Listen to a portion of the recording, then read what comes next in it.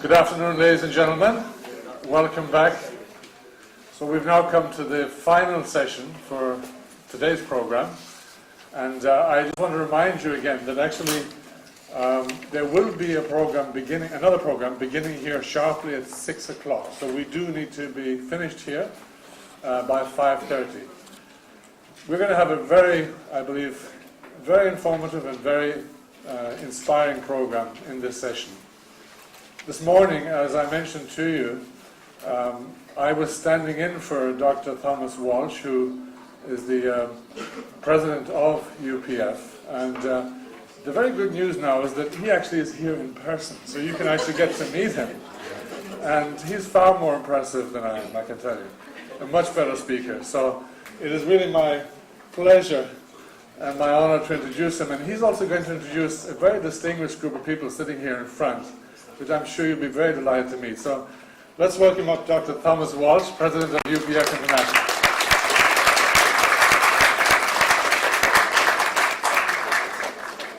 Thank you, Mr. Jack Corley.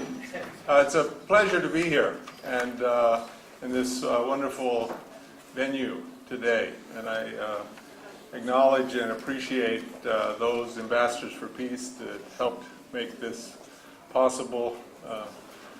Dr. Van Eekelen, very good to see you again, and sorry we couldn't be here early, but we are part of a delegation supporting Father and Mother Moon on a tour in Europe, and we arrived this morning from Rome, Italy, and are very, very delighted to be here.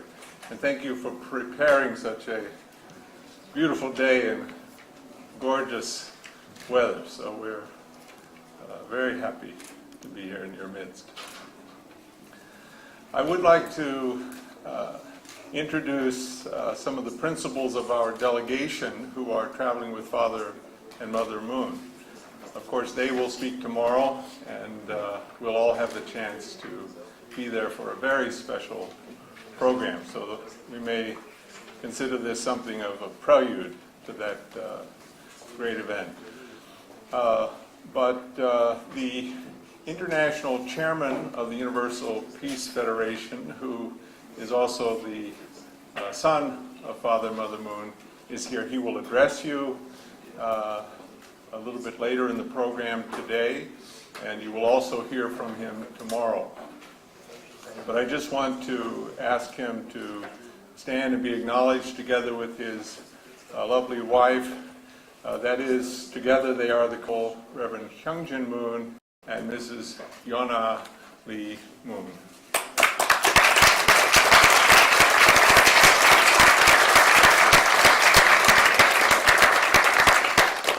Also, we have the eldest daughter of Father and Mother Moon here.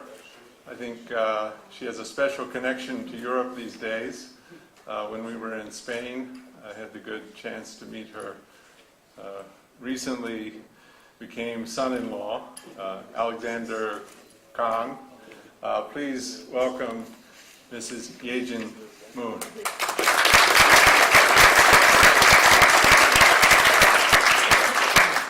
I didn't mention that Mr. Kang is from Germany and studying, I believe, in Munich, studying law at the present time.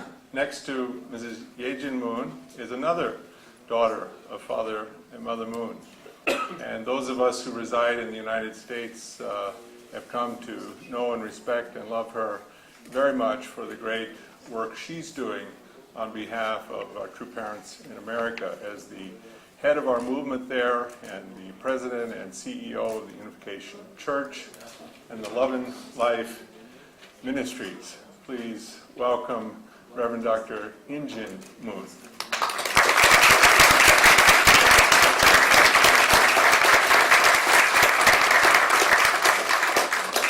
And finally, I'd like to acknowledge another major principal person in our movement worldwide, and particularly in America, the Executive Vice President of our church in America, together with his wife, that is Reverend and Mrs. Joshua Cotter.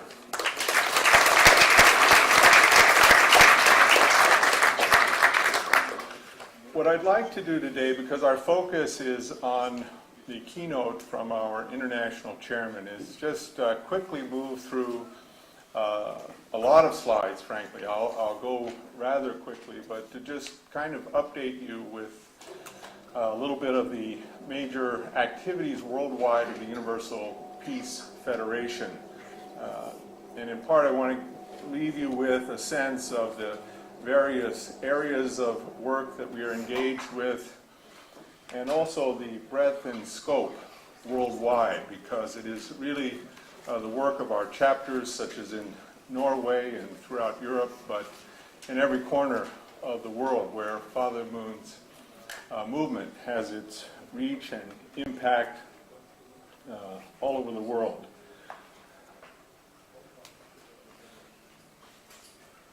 Where do I point to progress?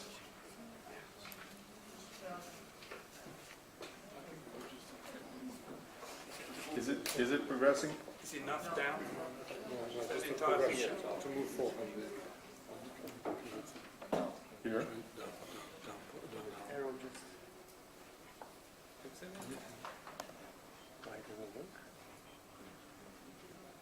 Make sure the cursor, is it in the slide more? This is the slide. Slide shoulders. Yeah.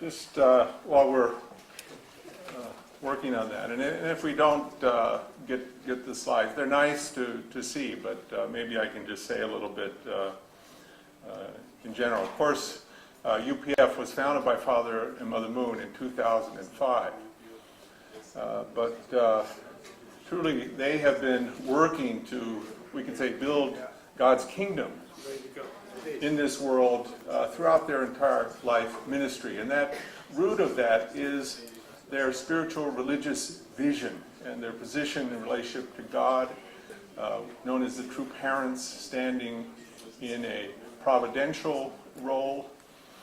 But they have seen that religion applies to all sectors of reality: government, religion, politics, academia, the media, the arts, sports, civil society, and the private sector. So the application of spiritual values and principles into all sectors. And UPF very much is in the mission of seeking to apply the divine principle and the core values taught by Father Moon to various sectors of society and the world.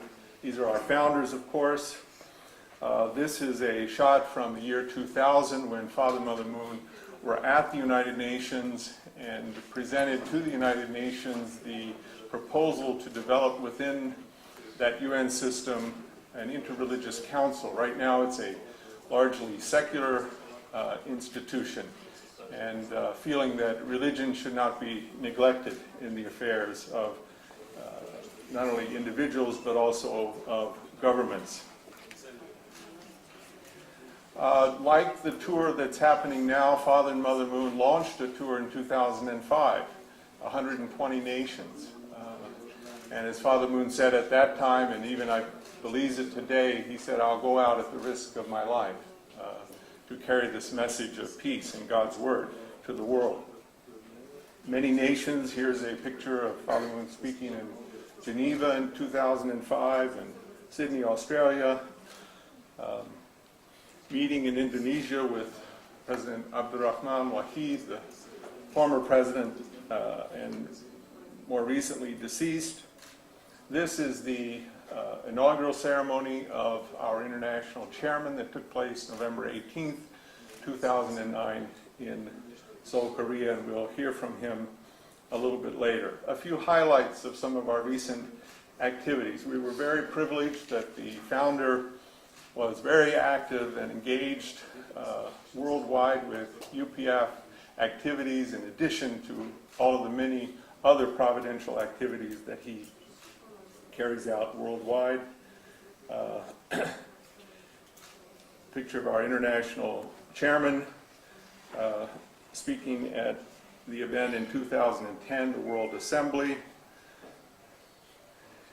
The Able UN Peace Campaign was launched in 2010. Father Moon is seeking to create what we may call a God-centered United Nations. Our institutions should be rooted in spiritual and moral values, and this includes also the United Nations.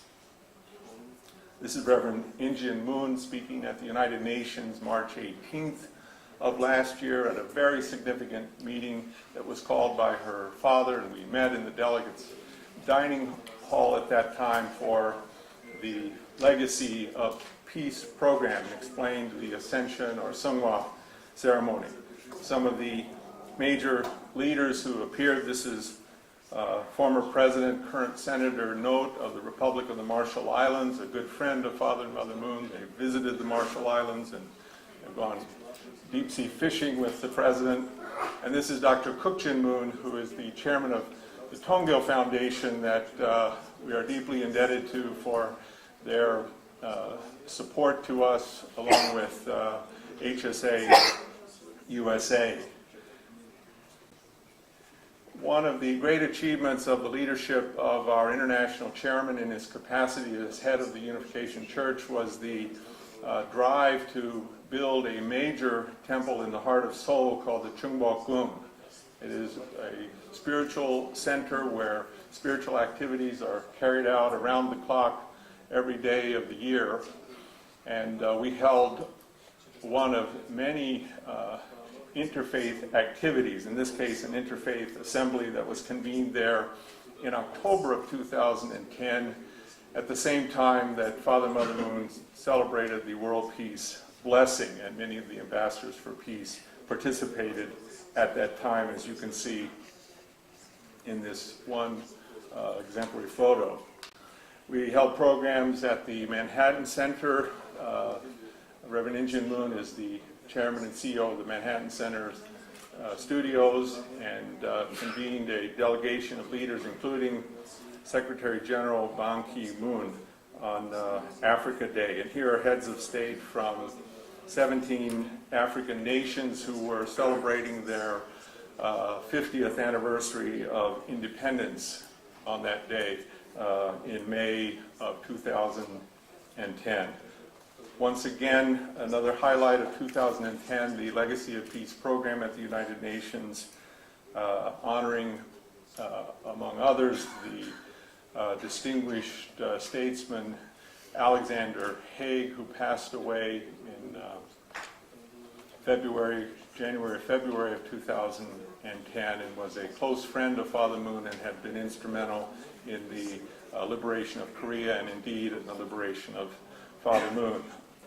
Other honorees, such as Hedy Anabi, who headed the UN delegation in Haiti at the time of the earthquake.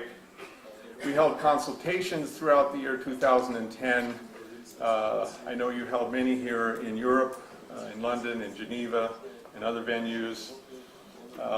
Consultations on assessment of the progress made thus far in moving toward the establishment of the Interreligious Council at the United Nations, called for by Father Moon. This year, 2010, that is, also represented the anniversary of the start of the Korean War. So Father Moon sent the Little Angels, led by Dr. Bo-hee Pak, a longtime disciple of Father Moon and the chairman of the Little Angels Foundation and Cultural Foundation, to the 16 nations that participated in the Korean War. And here we are meeting with Ambassador Trekkie, who at that time served as the president of the General Assembly, greeted and welcomed the Little Angels along with Dr. Pak and his team. Each year we celebrate the International Day of Peace on September 21st in partnership with the United Nations Initiative, and we do this not only in New York but in chapters around the world. Some of the figures and friends, some of you may know, this is once again former President Note of the Marshall Islands, the former Prime Minister of Korea, Susung Lee, National Congress, National Assembly member of Korea, Joo-sun Park. This is Lloyd Sandiford, former Prime Minister of Barbados in the Caribbean, and former head of the Association of Small Island Developing States, 56 island nations, and their association at the United Nations. He is currently ambassador to China. Vice President of Nepal, His Excellency Parman Jha. Here is the Vice President of the UN General Assembly, His Excellency Michel Tomomonte. He was present at the Manhattan Center for the Africa Day celebration last year. One of the brothers of the sons of George Bush Sr., George and Barbara Bush Sr. This is Mr. Neil Bush, a good friend of Father Mother Moon, a good friend of the Washington Times, the very significant daily newspaper based in Washington, D.C., and launched by Father Moon back in 1982. Another picture of the son of General Alexander Haig, and this is Alexander P. Haig. Ambassador to the United States of the Arab League, His Excellency Hussein Hasuna, with the uprisings in the Arab world and the so-called Arab Spring. The Arab League is kind of front and center and on the center stage in many of the deliberations underway about how to move forward constructively in a number of Arab states. And we'll be having a major conference in Istanbul in just a few days. Father Mother Moon will be present, as will our international chairman, and the focus of that is to share with representatives from all the Arab and Middle Eastern states about the Arab Spring and how to move it forward, and we'll be encouraging them to take seriously the vision and principles of Father Moon and as embodied in UPF and apply them in their nations. This is His Excellency Anwar Chowdhury, former Undersecretary of the United Nations. He also is speaking here at the Manhattan Center for one of the World Assemblies that Father Moon convened at that time with representatives then of 194 nations. Georgia State Senator Honorable Donzella James, Knesset member from Israel Honorable Rand Cohen. Our chairman in 2010 kept very busy, not only with his ministry in Korea, but also in visiting nations and chapters of the Unification Church and UPF around the world. This one slide is from Israel, where he met with many of the faith leaders and did convene a consultation on his father's vision for the Able UN and the Interfaith Council. He met with former Vice President of Taiwan, Annette Lu. This is the daughter of Nelson Mandela, Zinzi Mandela, who's also, I know, a very dear friend of Reverend Injin Moon. Bishop Manuel Ferreira, who heads a major evangelical Pentecostal Assemblies of God movement in Brazil. Dr. Makendre Rai, based in Nairobi and heading up the United Nations Habitat Program. This shows some of the major activities of our programs by chapter and region around the world, just a cross-section of some that shows where most of the activities have been undertaken.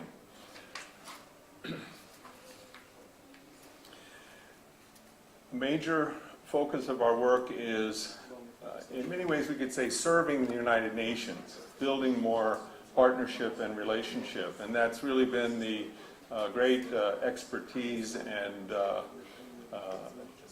valuable contribution of Dr. Taj Ahmad, who will speak to you a little bit later, but I'll just kind of move through this very quickly. On, for example, the International Day of Families, which comes up in a couple of weeks, I think it's May 15th, chapters around the world will convene programs on the role of strengthening marriage and family in alleviating poverty and showing that connection between concerns about poverty and development and how the family is a critical factor in moving towards the eradication of poverty. This in 2010, 41 national chapters participated.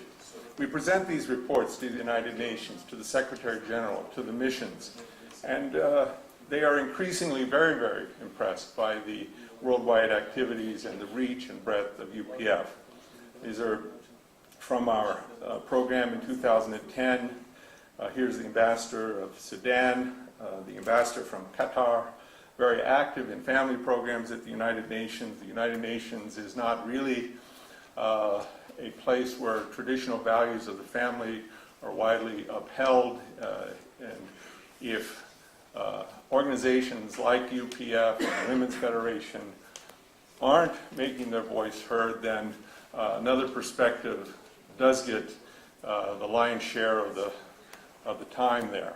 So we are deeply appreciated by many Muslim nations, for example, and those that do believe that the traditional two-parent male-female family is very, very critical to the well-being of society and our world. But chapters around the world participated. Likewise on this International Day of Peace.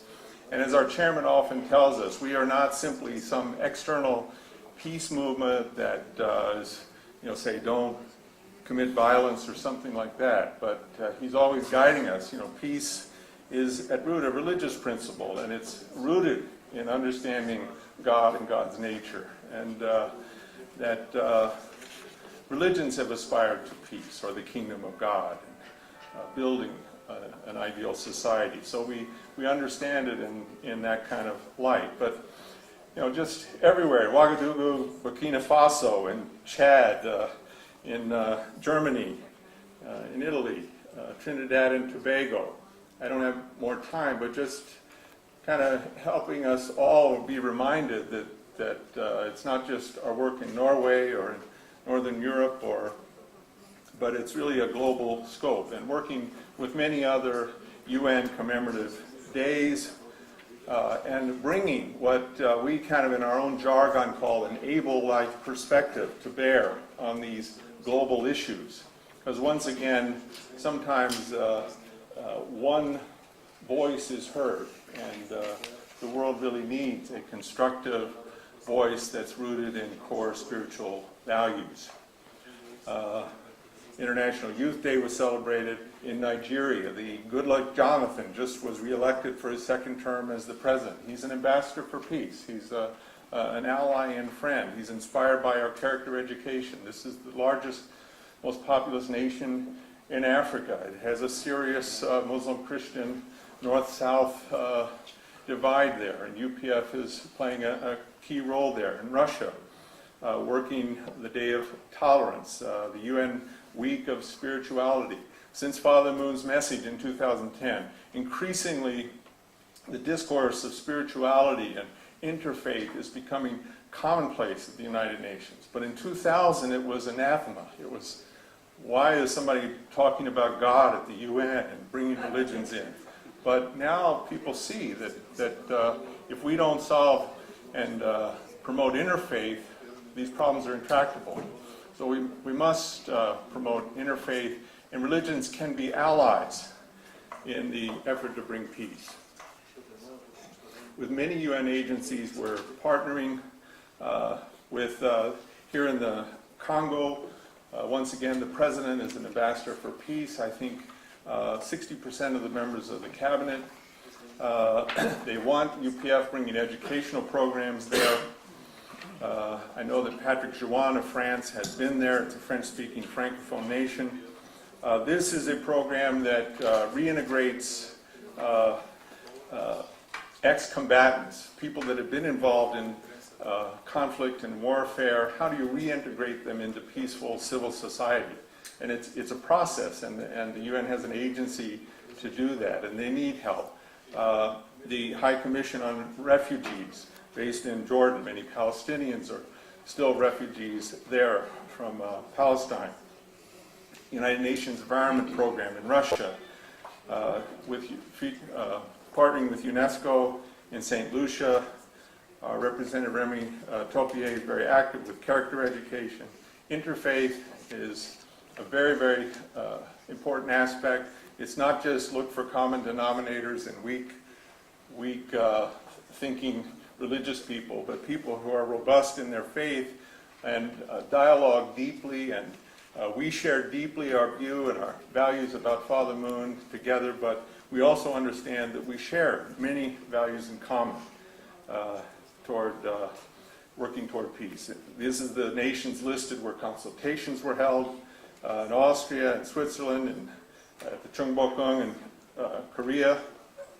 This was the chairman visiting the Vatican back in the summer. And in Nepal, he visited Thailand. He went to the birthplace not only of Jesus in Israel, but the birthplace of Lord Buddha in Lumbini, Nepal, and really has a great love for the religions of the world. RYS is applying spiritual religious values and interfaith to service projects, once again in nations around the world.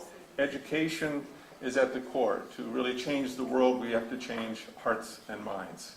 And that's the core. We believe that Reverend Moon's teaching has great power, and when applied can truly be the transformative agent that can change our world. And we've developed a curriculum, and I know you've been exposed to much of it in the series of this ELC program. Just quickly on character education, Father Moon has encouraged us to develop curriculum at all levels of education. Just recently I heard from our representative in Uruguay, Alejandro de Souza, that he's been given a grant working with another Christian agency. They've been given grants by the government funding to help develop character education, and the same in Paraguay. And I think it's really a follow-up, Reverend Injin Moon, to your visit there, where they've made some very significant strides in this character education and giving the government to strongly support them also financially. So some very good things happening in that area. The Legacy of Peace programs, I believe I'm sure you've had them under the great leadership of Dr. Song throughout Europe and participated in them. I'm going to let Dr. Hamad share a little bit in a moment, and I am coming close to the end, about Africa Day. So I'll move through that. I spoke about Father Moon's ideal of an able UN, really a God-centered UN, and his scope is broad and universal, as well as truly unchanging in his devotion and dedication to God's will and God's truth.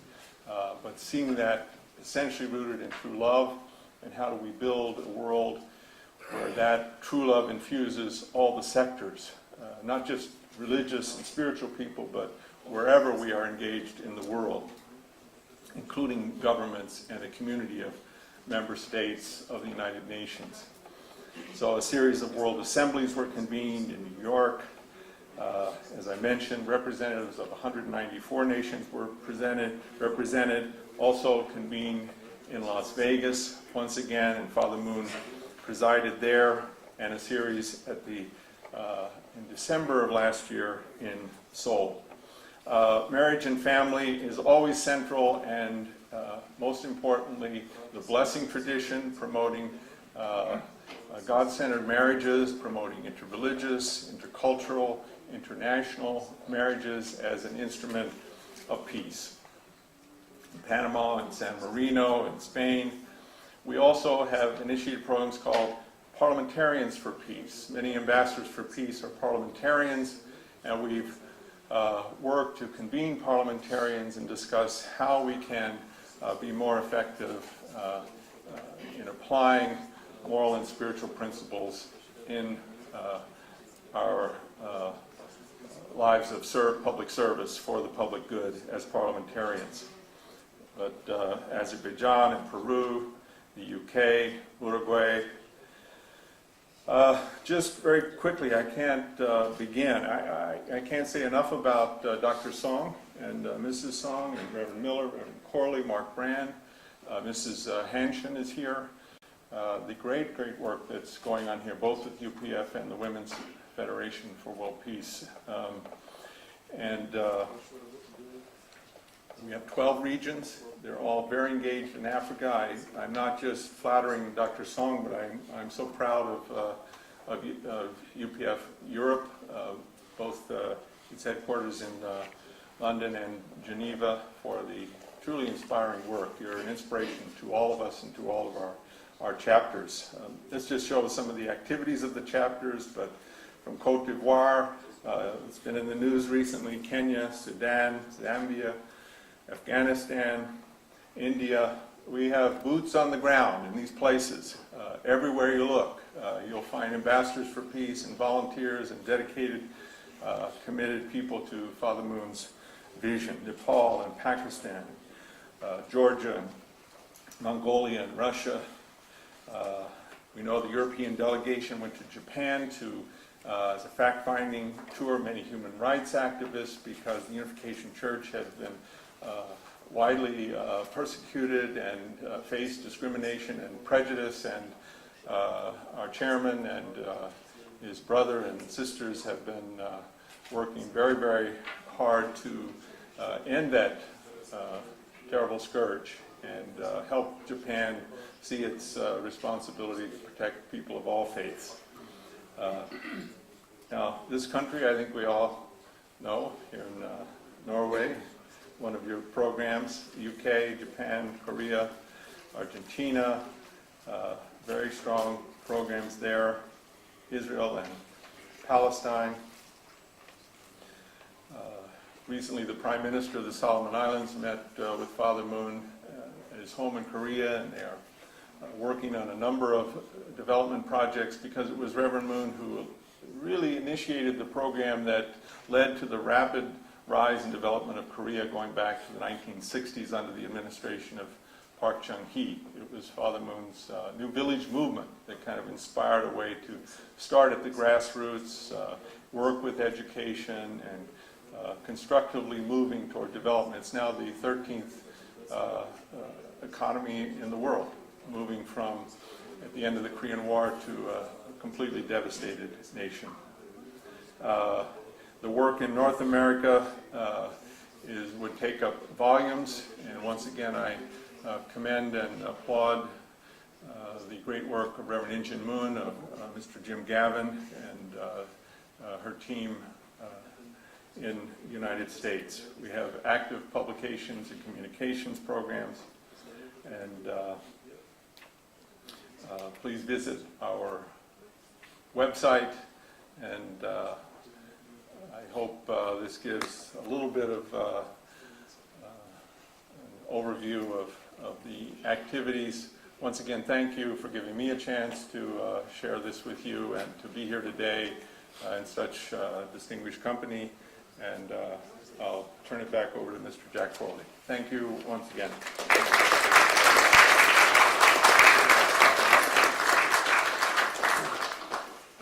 Thank you very much, Dr. Walsh, for that very comprehensive introduction to UPF and the activities. That's just for last year, and we've only just begun for this year. So by 1 year from now, you'll hear even a lot more progress in this area. So thank you, Dr. Walsh, for that presentation.